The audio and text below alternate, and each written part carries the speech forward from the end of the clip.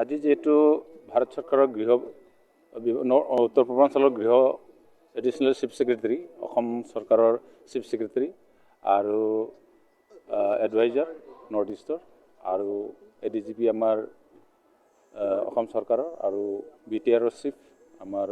Bodo Kachari welfare farmers কাউন্সিলৰ chief ৰাজ্যসভাৰ সাংসদ আমাৰ ৰণগ্ৰহণ নাৰ্জাৰী আৰু লগতে MLA আৰু নিখিল বড়ো ছাত্ৰ সন্থা আমাৰ সংযুক্ত বড়ো গণমঞ্চ UBPO আৰু লগতে NDP 4টা গোট এটা সৌহাৰ্দ্যপূৰ্ণ এটা আলোচনা হয় নৰ্থ ব্লকত দিল্লীত আৰু বিশেষকৈ এই আলোচনা খুব সৌহাৰ্দ্যপূৰ্ণ আছিল আৰু যেহেতু আমি সংযুক্ত বড়ো গণমঞ্চ UBPO বিটিআৰৰ বাহিৰৰ বড়োখিনিক আমি চাওঁ গতিকে আমাৰ বিটিআৰৰ বাহিৰত যেহেতু এটা সুকীয়াকৈ এটা Boro Kachari welfare farmers council গঠন কৰা হ'ল সেই কাউন্সিলখন খুব প্ৰাৰম্ভিক অৱস্থাত আছে সেই কাউন্সিলখন গাঁওসমূহ চিনাক্তকৰণ কৰি পেলাই সমষ্টিবিলাক নিৰ্ধাৰণ কৰি পেলাই অতি শীঘ্ৰে ইয়াক নিৰ্বাচন পাতি কাৰ্যক্ষম এটা শক্তিশালী অট'নমাছ কাউন্সিল হিচাপে গঢ়ি দিবৰ কাৰণে আমি আজি ভাৰত চৰকাৰ তথা অসম চৰকাৰৰ ওচৰত দাবী জনাওঁ আলোচনাত ঠাই পায় আৰু লগতে যেহেতু বিটিআৰৰ বাহিৰৰ যিবিলাক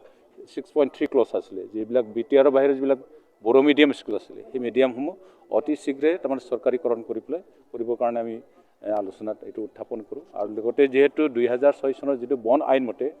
5.3 দফা অনুসৰি যিটো বিটিআৰৰ বাহিৰৰ যিমান নেকি জনজাতি লোক আছে সেই জনজাতীয় লোকসকলক 2006 চনৰ বন অধিকাৰ আইনৰ জৰিয়তে সম্পূৰ্ণভাৱে ভূমিস্বত্ব প্ৰদান কৰিবৰ কাৰণে আমি দাবী জনাই আছিলোঁ সেইটো আজি ঠাই পাইছে এইটো অতি শীঘ্ৰে ভাৰত চৰকাৰ আৰু অসম চৰকাৰৰ পৰা অতি শীঘ্ৰে কাৰ্যকৰী কৰি দিয়াৰ বাবে আমাক এটা আশ্বাস দিয়ে আমি তাৰ কাৰণে আমি দুয়োটা চৰকাৰকে অসম চৰকাৰ আৰু ভাৰত চৰকাৰক ধন্যবাদ জনাইছোঁ।